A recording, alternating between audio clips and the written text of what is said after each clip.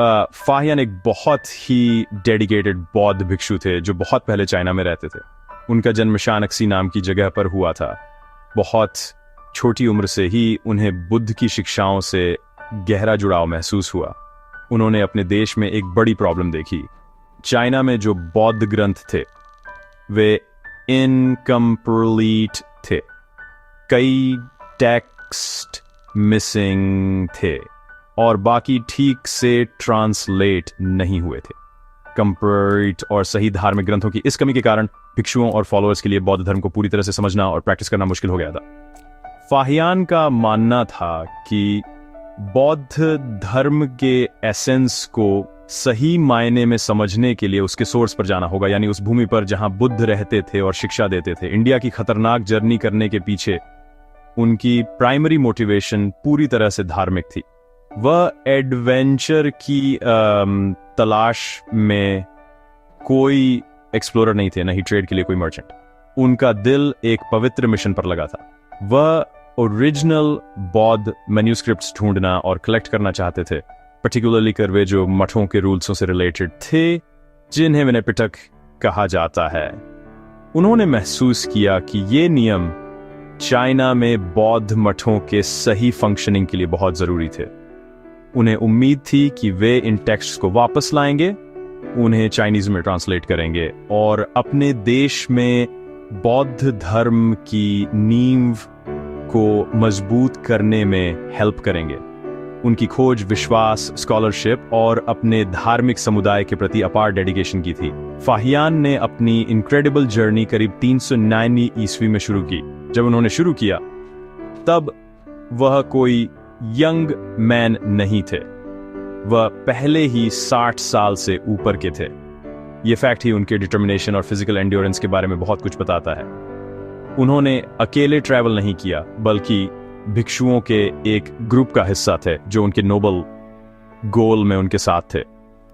उन्होंने overland travel करने का फैसला किया, एक ऐसा रास्ता जो डेंजर और बहुत मुश्किलों से भरा था। उनका रास्ता उन्हें विशाल कठोर रेगिस्तानों से, खतरनाक बर्फ से ढके पहाड़ों से और अनफ्रेंडली ट्राइब्स द्वारा बसे हुए लैंड से होकर ले जाएगा। ये जर्नी उनके अटूट विश्वास का एक टेस्टामेंट थी, क्योंकि उन्हें एक्सट्रीम वेदर, खाने और पानी की कमी और रास्ता भटकने का लगातार खतरा झेलना पड़ा। ये जर्नी अपने आप में एक एपिक अंडरटेकिंग थी जो कई सालों तक चली। फाहियान और उनके साथी चांगान चाइना की प्राचीन राजधानी से पश्चिम की ओर ट्रैवल करते रहे। उन्होंने लेजेंडरी सिल्क रोड को फॉलो किया, सेंट्रल एशिया में कई छोटे किंगडम्स और ओएसिस से गुजरते हुए उन्होंने डरा देने वाले तकलामकान रेगिस्तान को पार किया, एक ऐसी जगह जिसका नाम है तुम अंदर जाते हो लेकिन बाहर नहीं आते। रेगिस्तान के बाद उन्हें शक्तिशाली पामीर पर्वत का सामना करना पड़ा, जो बर्फीली चोटियों और खतरनाक रूप से संकरे रास्तों वाली जगह थी।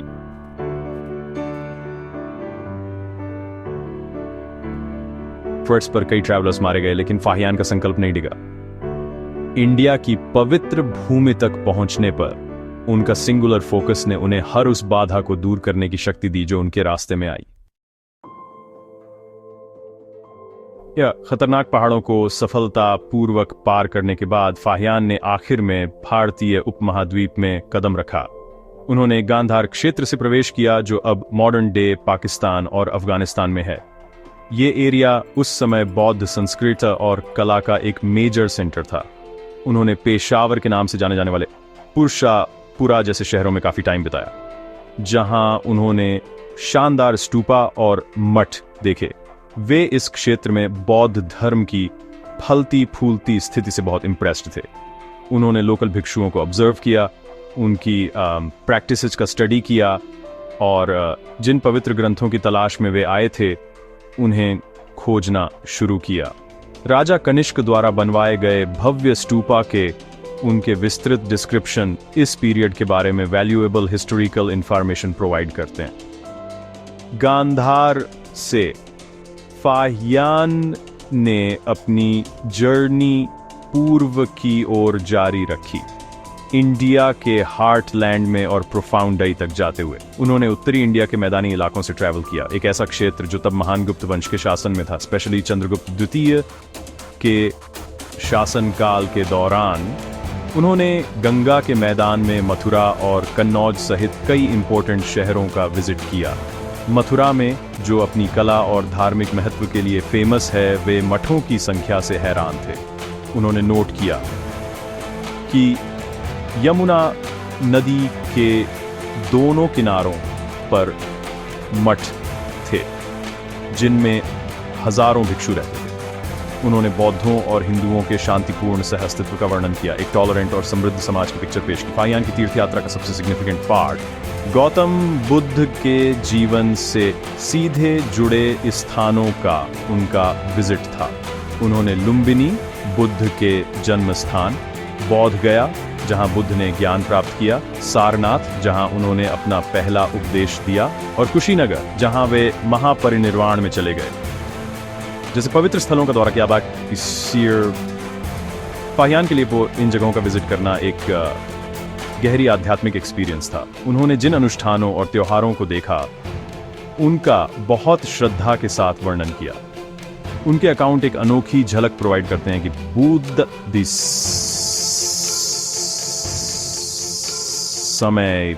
समय के करीब 1000 साल बाद इन पवित्र स्थलों को भक्तों द्वारा कैसे मेंटेन और पूजा जाता था।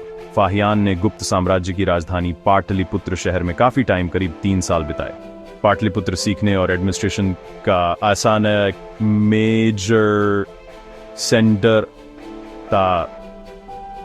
यहाँ उन्होंने खुद को संस्कृत और पाली, उन लैंग्वेजेस को सीखने में डेडिकेट किया जिनमें बौद्ध ग्रंथ लिखे गए थे। उन्हें एक बड़ा और वेल ऑर्गेनाइज्ड मठ मिला जहां वे मैन्यूस्क्रिप्ट्स के एक विशाल कलेक्शन तक पहुंच सकते थे। पाटलिपुत्र में ही उन्हें आखिरकार कई इंपॉर्टेंट विनय टेक्स्ट मिले जिनकी वे तलाश कर रहे थे। उन्होंने इन टेक्स्ट्स को हाथ से सावधानीपूर्वक कॉपी किया, बौद्ध ज्ञान के अपने अमूल्य कलेक्शन के साथ चाइना लौटने की अपनी अंतिम जर्नी की तैयारी करते हुए। फाहियान की राइटिंग्स गुप्त काल के भारतीय समाज की एक दिलचस्प झलक पेश करती है। उन्होंने लोगों को आमतौर पर शांतिपूर्ण, समृद्ध और ईमानदार बताया। उन्होंने नोट किया कि गुप्त शासकों का एडमिनिस्ट्रेशन नरम और एफिशिएंट था। सरकार आम लोगों के डेली लाइफ में ज्यादा इंटरफेयर नहीं करती थी।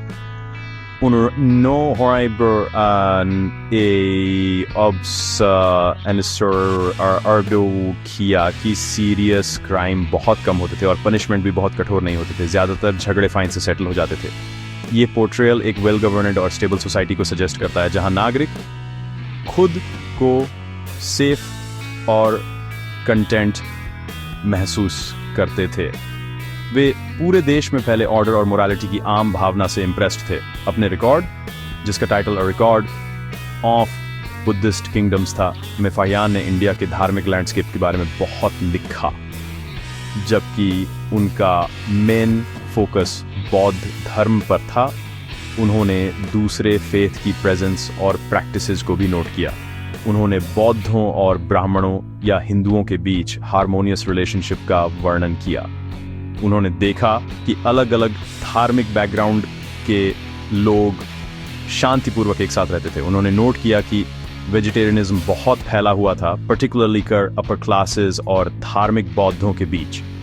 उन्होंने मेंशन किया कि लोग लिविंग बीइंग्स को मारने से बचते थे और मेन शहरों में कोई ब्यूचर शॉप या लिकर स्टोर नहीं थे जो नॉन वायलेंस या अहिंसा के बौद्ध और जैन सिद्धांतों के प्रभाव को दर्शाता है। फाहियान चैरिटेबल इंस्टीट्यूशंस और सोशल वेलफेयर सिस्टम्स से खास तौर पर इम्प्रेस्ड थे जिनसे वे मिले।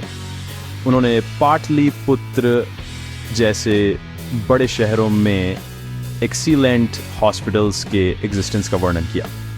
ये हॉस्पिटल्स धनी नागरिकों के डोनेशन से सपोर्टेड थे और गरीबों, बेसहारा लोगों और ट्रैवलर्स को फ्री केयर प्रोवाइड करते थे। ये एक ऐसे समाज को इंडिकेट करता है जिसमें सोशल रिस्पॉन्सिबिलिटी और कंपैशन की एक मजबूत भावना थी। उन्होंने कई रेस्ट हाउसेस या धर्मशालाओं के बारे में भी लिखा जो ट्रैवलर्स के लिए फ्री में यूज करने के लिए मेन सड़कों के किनारे बनाए गए थे। ये ऑब्जर्वेशन एक कंपैशनेट और वेल ऑर्गेनाइज्ड सोसाइटी की पिक्चर पेश करते हैं जो अपने सबसे कमज़ोर मेंबर्स का ख्याल रखती थी। कल्चर के बारे में फाहियान ने एजुकेशन और लर्निंग के इम्पोर्टेंस को नोट किया। मठ केवल पूजा के स्थान नहीं थे, वे एजुकेशन के वाइब्रेंट सेंटर थे। भिक्षुओं और स्कॉलर्स ने अपना जीवन धार्मिक ग्रंथों, फिलॉसफी, लॉजिक और लैंग्वेजेस का स्टडी करने के लिए डेडिकेट कर दिया। उन्होंने इन मठवासी यूनिवर्सिटीज़ में सालों बिताए ताकि वे संस्कृत सीख सकें और ग्रंथों को सही ढंग से समझ और ट्रांसलेट कर सकें। उनका अकाउंट गुप्त युग की इंटेलेक्चुअल वाइब्रेंसी को उजागर करता है। उन्होंने जो कल्चर देखा वह नॉलेज, स्पिरिचुअल परस्यूट और पीसफुल कोएग्जिस्टेंस को महत्व देता था। ये सभी बातें चाइनीज़ तीर्थयात्री पर आई बड़ी बहुत पॉजिटिव और स्थायी इंप्रेशन छोड़ गई। फाहियान की किताब प्राचीन भारत, पर्टिकुलरली का गुप्त काल का स्टडी करने वाले हिस्टोरियंस के लिए एक अमूल्य सोर्स है। चूंकि प्राचीन भारतीयों में चाइनीज की तरह डिटेल्ड हिस्टोरिकल क्रॉनिकल्स लिखने की स्ट्रॉन्ग ट्रेडिशन नहीं थी, फाहियान का बाहरी अकाउंट एक रेयर और ऑब्जेक्टिव पर्सपेक्टिव प्रोवाइड करता है। वे हमें चंद्रगुप्त द्वितीय के शासनकाल के दौरान की पॉलिटिकल और सोशल कंडीशंस के बारे में क्रूशियल इंफॉर्मेशन देते हैं। एक वेल एडमिनिस्टर्ड एम्पायर का उनका डिस्क्रिप्शन, जिसमें एक मानवीय न्याय प्रणाली, हल्के टैक्स और सेफ ट्रैवल रूट्स थे, हिस्टोरियंस को इस विचार की पुष्टि करने में मदद करता है कि गुप्त युग वास्तव में भारतीय इतिहास का एक गोल्डन एज था। उनका काम इस पीरियड के बारे में हमारे नॉलेज में कई गैप्स को भरता है। उनकी राइटिंग्स 5वीं शताब्दी ईस्वी में भारत में बौद्ध धर्म की स्थिति को समझने के लिए खास तौर पर इम्पोर्टेंट है। वे इम्पोर्टेंट बौद्ध सेंटर्स का एक डिटेल्ड मैप प्रोवाइड करते हैं और बौद्ध विचार के विभिन्न स्कूलों का वर्णन करते हैं जो उस समय प्रचलित थे। वे विभिन्न मठों में भिक्षुओं की संख्या और उनके द्वारा पालन किए जाने वाले अनुष्ठानों को नोट करते हैं। यह इंफॉर्मेशन धार्मिक हिस्टोरियंस के लिए अनमोल है क्योंकि यह दिखाता है कि बौद्ध धर्म उस समय भी अपनी मातृभूमि में एक मेजर और फलता फूलता धर्म था, भले ही उसे एक पुनरुत्थानवादी हिंदू धर्म से कंपटीशन का सामना करना पड़ रहा था। उनका अकाउंट आने वाली सदियों में बौद्ध धर्म के धीरे धीरे पतन से पहले भारतीय बौद्ध धर्म का एक स्नैपशॉट है। फाहियान की जर्नी और उनके बाद के ट्रांसलेशंस का चाइना में बौद्ध धर्म के डेवलपमेंट पर गहरा प्रभाव पड़ा। वे जो टेक्स्ट वापस लाए, पर्टिकुलरली कर मठवासी अनुशासन के विनय नियम, उनके देश में बौद्ध मठवासी समुदाय को मानकीकृत और मजबूत करने में सहायक थे। उनके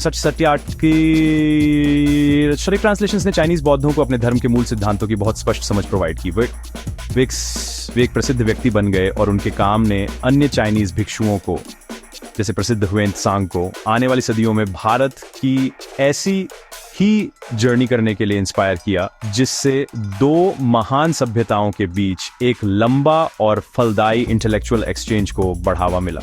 कंक्लूजन में फाहियान की जर्नी विश्वास, साहस और स्कॉलरली डेडिकेशन का एक रिमार्केबल काम था।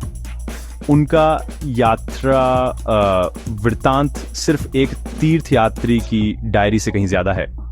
ये एक कीमती ऐतिहासिक डॉक्यूमेंट है। ये हमें गुप्ताओं के अधीन एक समृद्ध और शांतिपूर्ण भारत का एक विदेशी का निष्पक्ष दृष्टिकोण देता है। उनकी आंखों से हम एक ऐसे समाज को देखते हैं जो धार्मिक सहिष्णुता, सामाजिक कल्याण और बौद्धिक प्रॉस्पेरेसी से चिह्नित था। उनके काम ने न केवल चीनी बौद्ध धर्म को समृद्ध किया बल्कि बाद की पीढ़ियों को, जिसमें आधुनिक इतिहासकार भी शामिल हैं, भारतीय